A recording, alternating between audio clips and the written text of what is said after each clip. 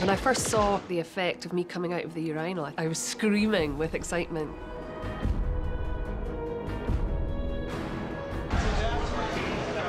Jim's task for season 2 has been enormous. We have very, very limited amounts of time to turn around these effects.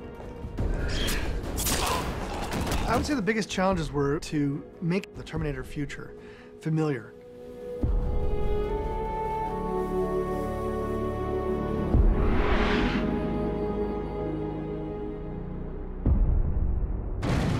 My job primarily is specifically to explore the possibilities of the visual storytelling of the show. Whatever visual effects appear, I think those are incidental to what you're doing. And I think that we've very rarely written something that is just doing an effect for an effect's sake. It begins with an idea, and the idea is character-driven. Josh writes character arcs. And what's really cool about that is that it means something. At the end of the day, you know, you can do the greatest visual effect in the world, but if it doesn't mean something emotionally to the audience, it won't have any impact. Jim Lima is a tremendous resource for our production as visual effects supervisor, and he is a deep, deep well of creative ideas. The first place all this starts is in shot design, and I start immediately with like little thumbnail sketches of what, you know, what is the story that has to happen here, and then in the process of doing that, it also becomes a blueprint of execution. These are the things we're going to need to do to be able to capture that. He's like having Leonardo da Vinci on some level in the room all the time.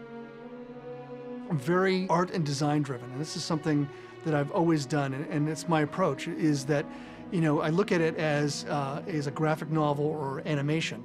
And what do those things start off with? Those two particular pieces of entertainment start off with drawings. We'll sit in a production meeting and he will pass me notes that have crazy ideas on it. He had one about the eel in Weaver's office being the key to a time machine. And it was, you know, just completely out there. What we're trying to do with digital visual effects is tell the story. It's always in service of the script that we create digital visual effects. We can ever do several versions of this if you like. We can ever do this and the recoil this way. You know, so then that way it'll look like Banksy either head this way. Yeah, exactly. You have to go in with a plan. The storyboards, the script, the shot breakdown. I work very closely with the directors and the executive producers on before we go into battle, here's what we're going to do. And again, she can do this all in slow motion. You know, she can do it at like a half speed, and then I'll speed ramp it, and then we'll have the actual vehicle smash.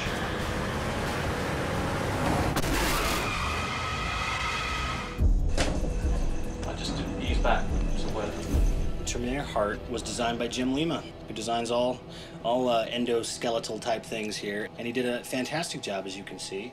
This is something he literally, during our production meeting, he sat there and sketched this and showed it to James, and he was like, yeah, I think it was cool. He's also somebody that is particularly great for us to work with in a television show because he can work so quickly. How much money do we have and how much time do we have? Those two things are caveats for everything that we do in terms of our visual effects. It's a basketball game. You have a plan, but man, you get out there and the other team starts hitting you with stuff.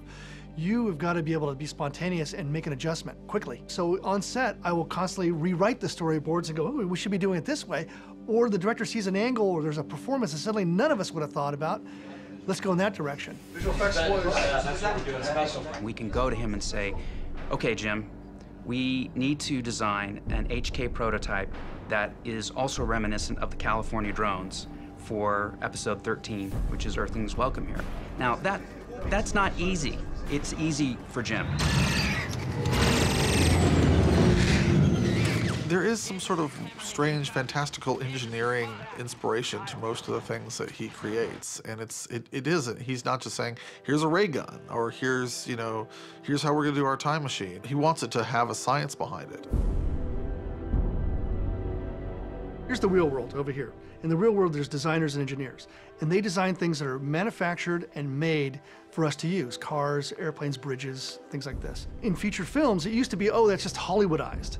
But, you know, the post-Jim Cameron era is all about design things that are so rooted in reality. There's so much of reality in the DNA of that design that it could be real. It makes everything just feel more realistic, and you're not pushing it, just because it's a science fiction show, you're not pushing it to a place where it seems ridiculous. In the story of Terminator, the Sarah Connor Chronicles, things that are designed have to fit within the narrative. And so it has to be engineered, but it also has to tell a story. It has to tell a story that's either about its character or about its function. For example, the T-1001.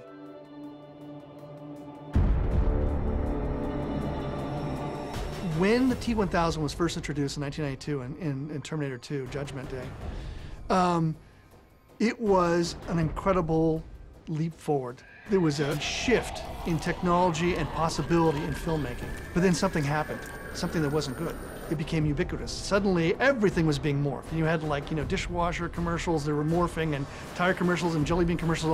Suddenly, everything was morphing. We had a precedent. We had a precedent from Terminator 2. And I really laugh at our initial conversations about it now, because we talked about it and Jim said, I think we'll be able to do it faster, and I think we'll be able to do it better, and I think we'll be able to, do it cheaper.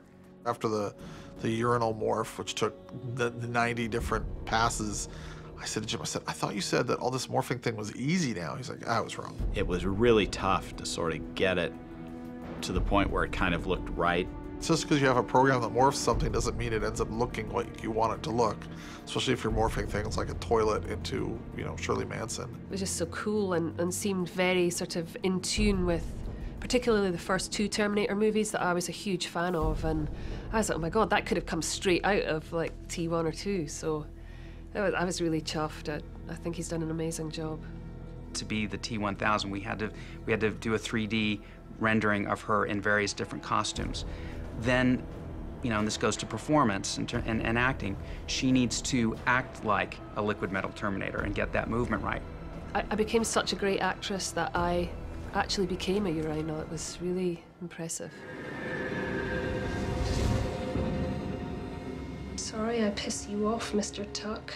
I live for pushing the visual possibilities of the technology.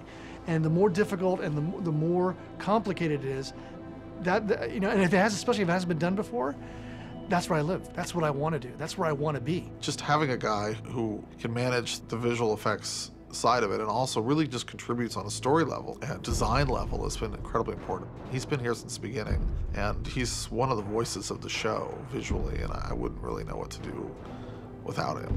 Visual effects are always at the service of the story. When I design something for the show, there's a sense of dread, there's a sense of points and spikes and horror about the thing, a demonic, nightmarish, childhood fever dream vibe about it.